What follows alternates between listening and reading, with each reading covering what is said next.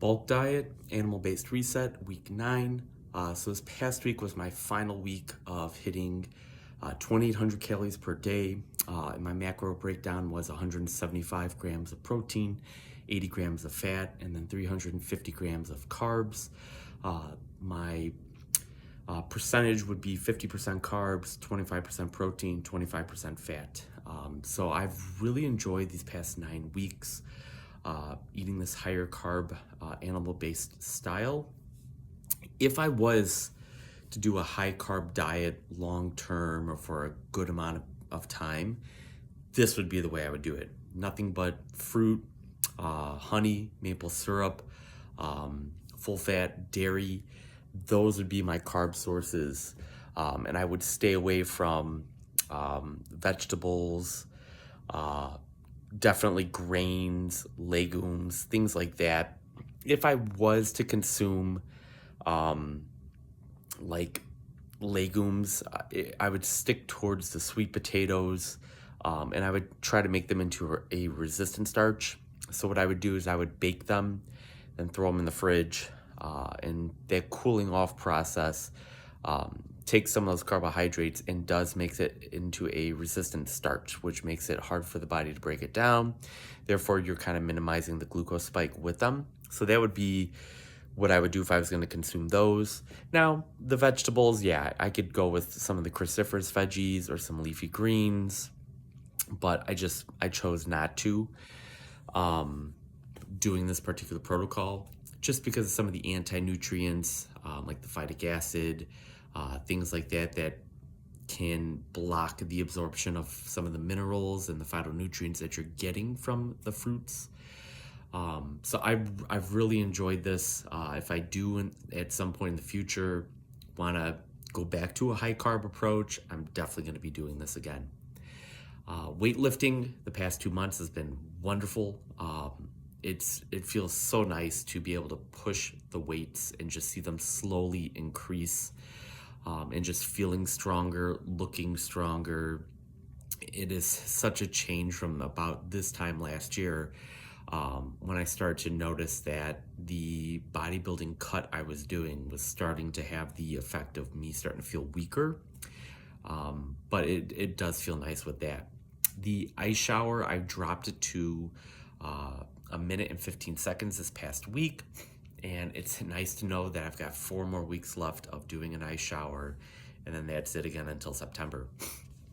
My blood sugar, it said it averaged about 104 on my my CGM, which is right there. I think it's running a little hot, a little high. Since I put this one on about a week ago, I've noticed that just all the readings seem 10 to 15 milligrams per deciliter higher than what the previous one was at.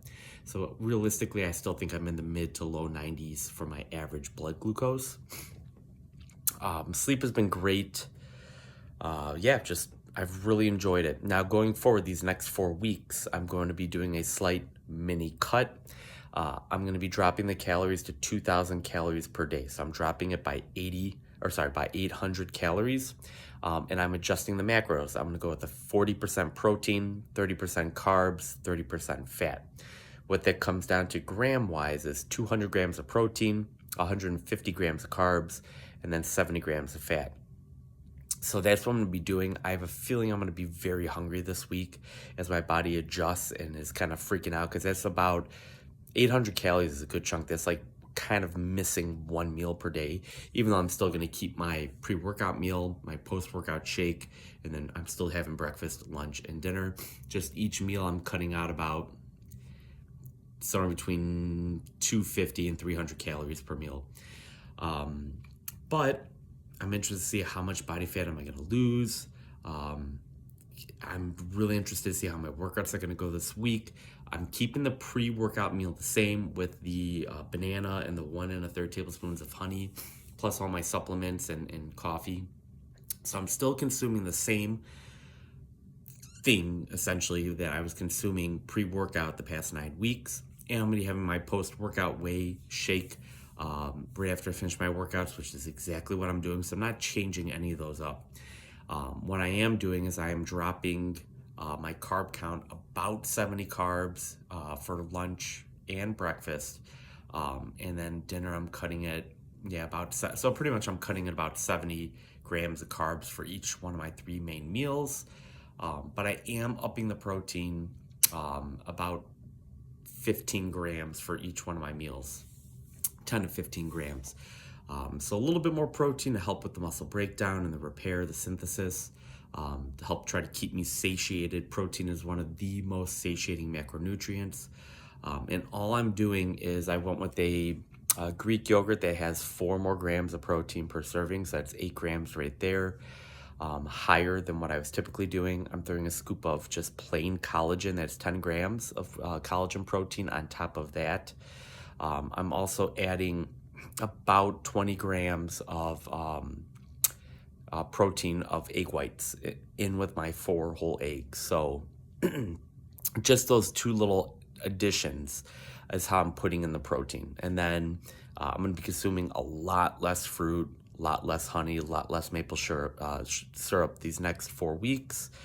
And again, I'm interested to seeing what this does to my body. When it's all said and done, I'm looking to be somewhere between 8 and 10 pounds lighter.